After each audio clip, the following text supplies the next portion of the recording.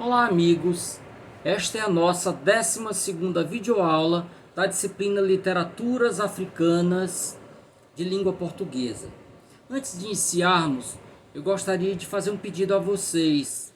Para o nosso próximo encontro, preciso que vocês leiam o conto Mulher de Mim, do Mia Couto. Essa obra, esse texto, está entre aqueles que eu enviei no início do semestre para o SIGA. Então leiam, é um conto maravilhoso, curtinho, vocês leem rapidamente, ok? Então, dando continuidade aos nossos estudos sobre a literatura em Moçambique, hoje veremos 3 importantes autores da prosa daquele país. São eles Luiz Bernardo Rouana, Paulina Cheisiane e Ungulane Bacacosa, que é o pseudônimo de Francisco Esaú Coça. Então, sem mais delongas, vamos a eles. Então, o Luiz Rouana, ele é autor de um único livro, chamado Nós Matamos o Cão Tinhoso. Inclusive, eu pedi que vocês lessem o conto de abertura do livro. Então, Luiz Bernardo Rouana nasceu em Maputo, capital de Moçambique, em 1942.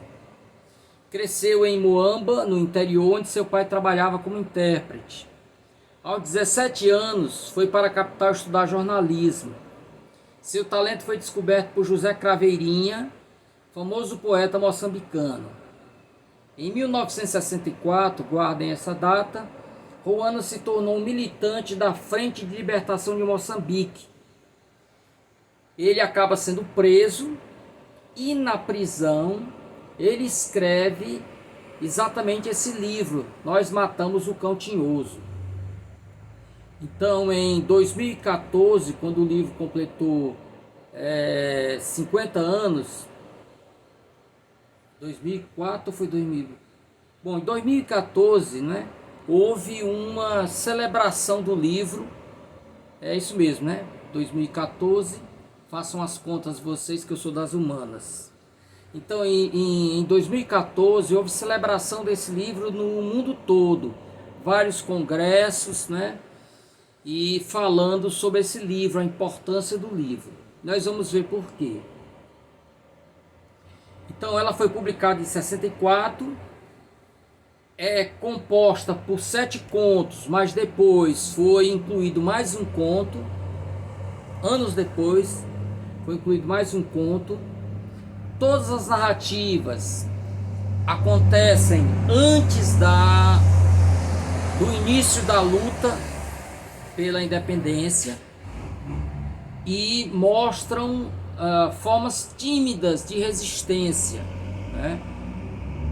Os moçambicanos tentam resistir. A obra inaugura, ela se insere dentro do processo de luta pela emancipação de Moçambique. Então ela traz o germe da resistência contra o colonizador, ele tematiza essa questão no livro. Na escrita dos contos, Rouana utilizou um estilo simples e econômico, prestando atenção aos aspectos visuais das histórias. Tem, por exemplo, um dos contos chamado Dina, que virou filme. Se vocês, por favor, conseguirem o filme, aí vocês que sabem navegar no espaço virtual, por favor, mandem o link para mim. Eu tenho muito interesse em assistir esse filme. Mas é muito interessante a forma como o conto começa, com eles todos de joelhos, retirando gramíneas, entre as plantas. Todos os negros de joelhos. Isso é uma metáfora visual, Demonstra o estado de subjugação em que se encontravam os nativos na época, Os moçambicanos. Um dos seus contos que compõe esse livro, chamado As Mãos dos Pretos, foi registrado no livro Contos Africanos dos Países de Língua Portuguesa, junto a contos de autores como Boaventura Cardoso, José Eduardo Agualusa, Luandino Vieira Mia Couto e Odete Semedo. Então foi tido como um conto exemplar, né? O conto Dina, como falei, inspirou um filme. Em 69 o livro foi traduzido para o inglês, foi lançado uma versão em inglês, né? Ok? E depois veio a ser traduzida para vários outros idiomas. É bom que se diga que ele abandonou a carreira literária em favor de uma carreira política, não é? Quando o país se tornou independente, ele se engaja, se integra, né, dentro do grupo que administrava o país, assumiu vários cargos, né, e a partir disso ele abdicou da sua carreira literária. Sueli Saraiva, que é a professora da Unilab, tem um belo texto falando sobre o livro. Ela nos diz o seguinte, o artigo chama-se Desventura e Rotina, Luiz Bernardo Roana e o mito do lusotropicalismo na África. Talvez você encontre esse artigo na internet. Então Sueli nos diz o seguinte, sim, além de professora, né, de grande pesquisadora, Sueli é a esposa do nosso querido professor José Carlos, né? Então, primeiro eu trouxe os atributos profissionais para depois falar sobre isso, não é?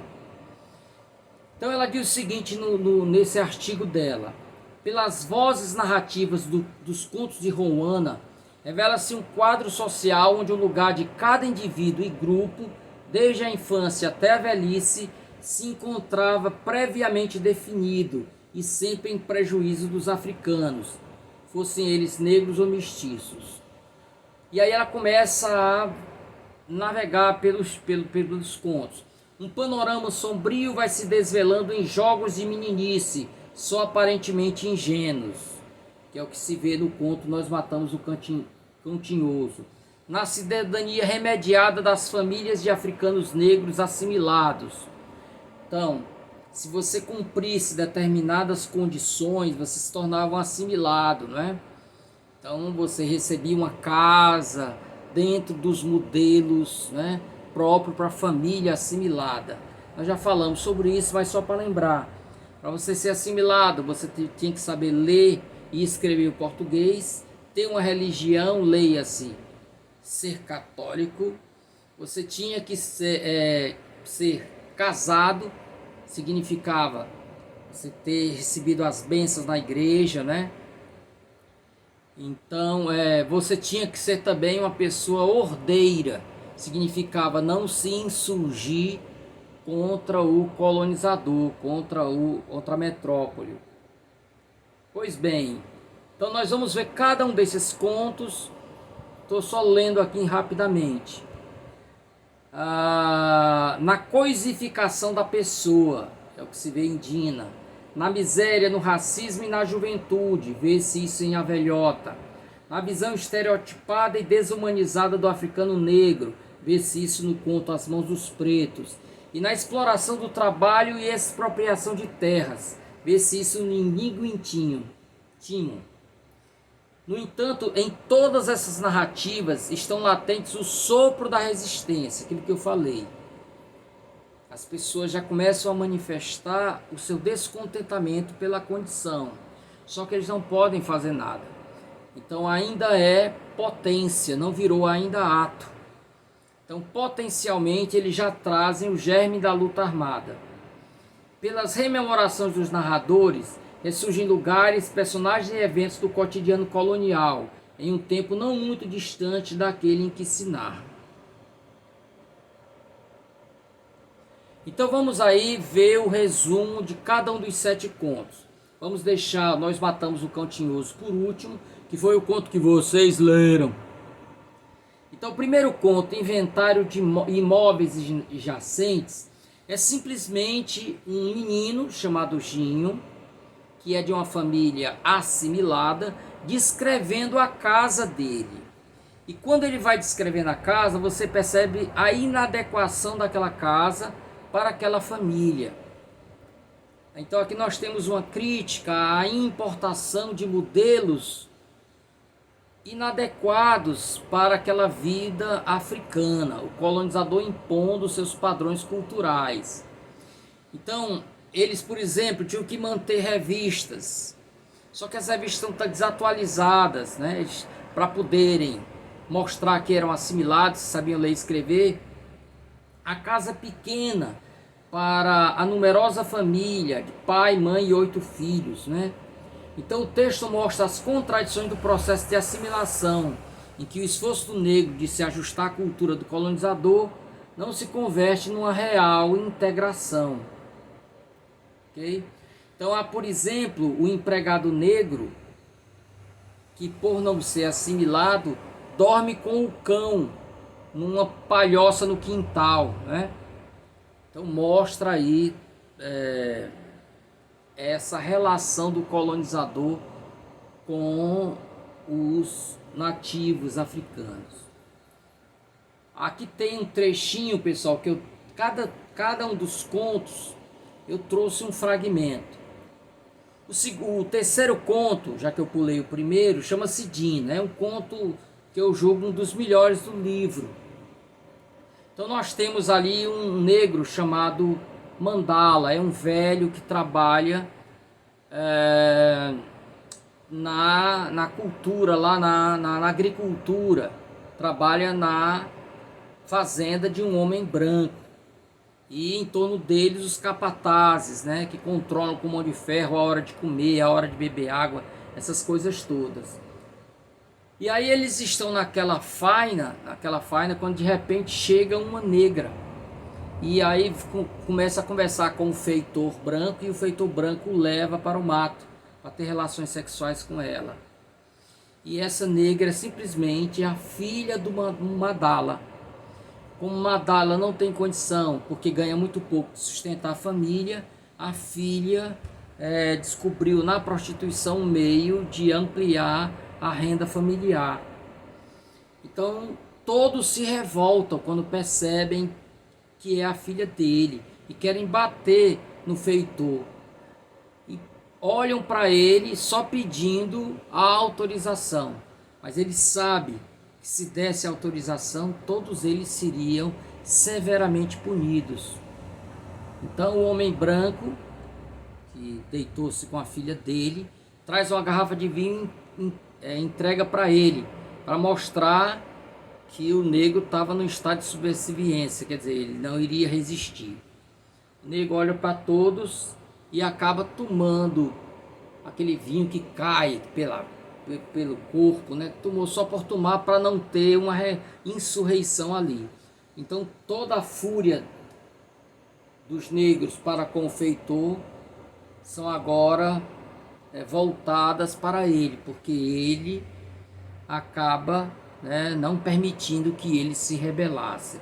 Mas de novo, porque o negro, por ser velho, experiente, sabia que não ia lucrar em nada com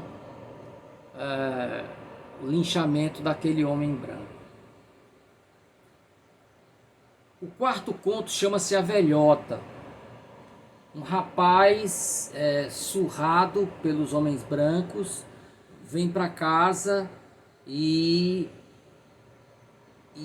diante da mãe velha ele acaba deixando com que ela perceba a fúria dentro dele pela impotência de não poder ter resistido, né? E aí eles acabam no final se abraçando, né? E esse abraço, metaforicamente, é o próprio abraço da África em seu filho oprimido. O conto número 5 também envolve uma família de assimilados. São 2 contos com família de assimilados. Aquele segundo, Inventário de Móveis Jacentes, que o menino descreve a casa, e o Papá, Cobra e Eu. Então o senhor mora numa casa dada pelo governo, mas qualquer ato dele tomado como subversivo pode fazer com que a família seja expulsa, presa e tudo. Então acontece que uma cobra vem comendo os pintinhos. Então o filho desse homem que está trabalhando vai e descobre a cobra. E um cachorro de um homem branco, cachorro, né, cujo dono era um homem branco, morava próximo, vem atalhar essa cobra. E a cobra acaba picando o cachorro. Eles matam a cobra, mas o cachorro também morre, está picada. E quando o homem, dono da casa, volta, recebe a visita, entre aspas, do homem branco, dono do cachorro, que começa a dizer impropérios e dizendo que se ele não pagar pelo cachorro, ele vai denunciá-los às autoridades.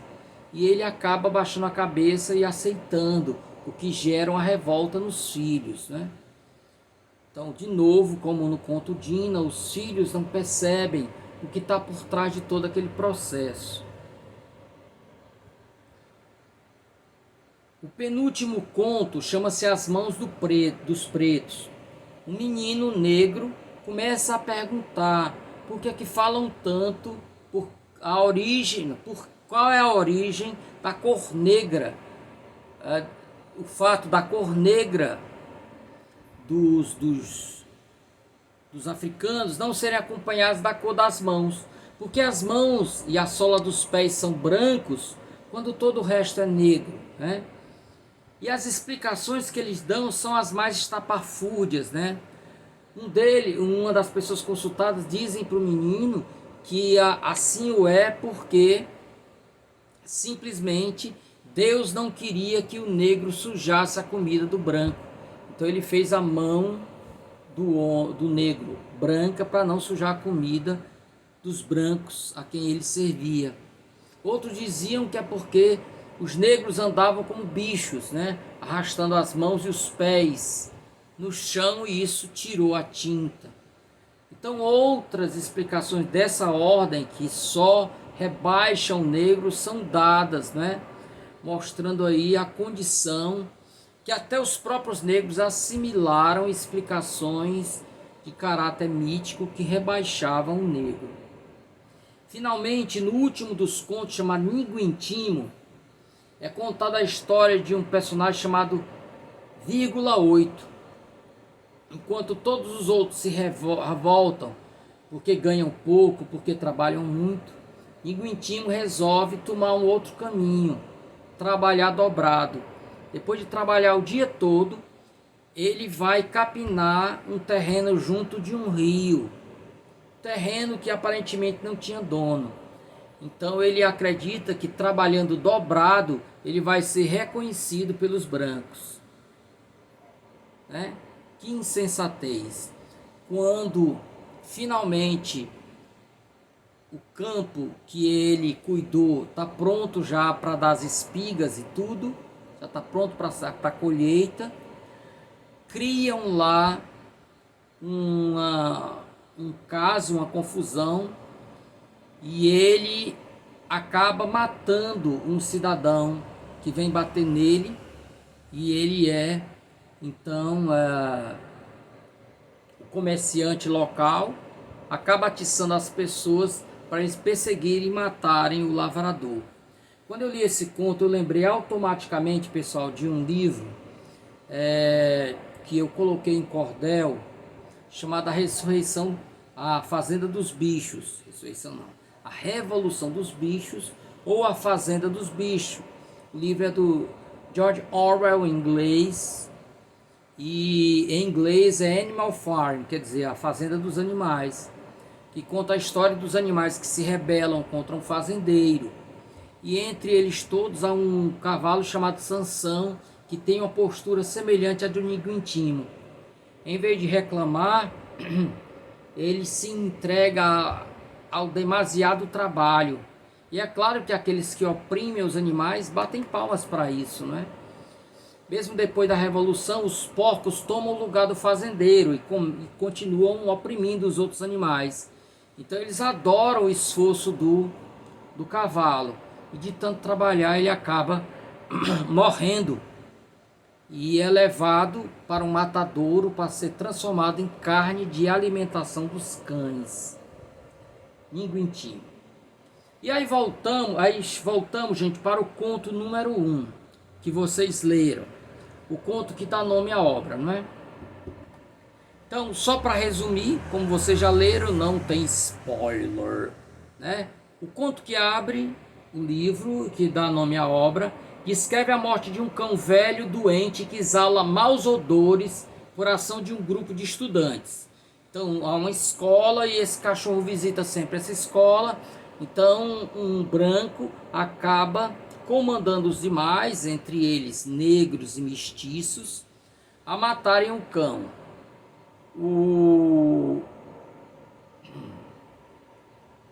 Um veterinário, né, passa a missão, o administrador do local manda que o veterinário mate o animal e esse veterinário delega aos meninos que matassem o cão, dá a eles uma arma e eles vão e matam o cão. Só que na hora de matar, pedem que o negro, chamado Ginho, mate o animal. E ele não tem coragem de matar, porque ele se vê representado naquele cão, um ser excluído, marginalizado, não é? E uma menina vem tentar impedi-los, não é? Mas não consegue. O cão acaba sendo morto. O líder do grupo é Kim, menino branco, como o próprio nome está dizendo. Kim vem de Joaquim, né? Então ele é um português e se julga superior aos outros. É o único que domina o português. Todos falam português estropiado, né? Misturado com as línguas nativas, chamado crioulo. Então o grupo de crianças protagoniza a narrativa é marcadamente híbrido, dando a eles um caráter alegórico. Eles representam a sociedade moçambicana. Então você tem o filho do colono, que é o Kim, branco, os filhos de mestiços asiáticos, que é o Gulamo, é filho de africano com o pai nasceu na Índia. O Ginho, que é um nativo em processo de assimilação, ele está estudando, né? Ok? Além do fato de serem mestiços, é clara a hierarquia entre eles. Então você tem o Ginho um patamar superior, né? Enquanto os outros estão abaixo. O mais reles deles é o Ginho. Cuidado, reles não é adjetivo meu, é dentro do contexto do livro, né? Que é colocado na posição mais inferior é o Ginho. Os nativos estão os híbridos, os mestiços estão no meio. Então, uma pesquisadora chamada Vessia Gonçalves Conceição diz o seguinte a respeito do conto. No decorrer da leitura é bastante perceptível, tanto nas ações que envolvem o menino Kim, chefe da malta do grupo, quanto nas ações dos adultos que têm voz na narrativa, a professora, o administrador e o veterinário. Há os ares de superioridade em relação ao outro, isto quando esse outro se trata de Ginho, o garoto que narra a história, e também Isaura. Isaura é a menina que tentou impedir que o cão fosse morto. Aliás, era a única dos alunos que tinha essa intimidade com o cão, trazia comida para ele, não tinha nojo do fedor dele, né? Então, há uma simbologia nos personagens, é claro que é a minha leitura, mas eu quero compartilhar com vocês. O cão tinhoso representa a identidade cultural africana. Então ele é tido como, o referido cão, como inútil, feio e nojento. Era assim que o colonizador via a cultura. Aí tem a questão da língua, da religião, os hábitos alimentares, né? Tudo aquilo que marcava a cultura do africano era visto pelo colonizador como feio, inútil, nojento, deveria ser morto, como o cão é. O Kim, o aluno branco, representa o colono europeu, cheio da sua arrogância, né? Lembrando que Kim vem de Joaquim. O Jinho, que é o aluno negro, representa o africano em processo de assimilação. Frequenta a escola, tenta falar o português, ainda que fale mal, né? E nessa situação, para ele ser aceito pelos outros, essa é a síntese do assimilado, né? Querer ser aceito pelo outro, pela cultura do outro, ele acaba aderindo à morte do cão, mesmo contra a vontade. Já Isaura, também negra, tem uma atitude exatamente oposta, né? Então ela é a negação da assimilação. Ela amava o cão tinhoso, representa a resistência cultural. Depois o Jinho vai perceber o seu erro, não é? Embora tarde. Então nós temos aí de um lado dois negros, um que abraça sua cultura, o outro que a renega em favor da cultura do outro. E o Gulamo é o descendente de negro e indiano, representa o mestiço, é o único entre eles que não teme o Kim, ok? No entanto, preso entre dois mundos, termina por ter sua ação reduzida no conto. Um conto que analisa os extremos, né, ele acaba sendo desaparecendo no contexto, na estrutura do conto. Ok? Bom, eu separei alguns trechos, pessoal. Eu vou ler apenas o trecho 2.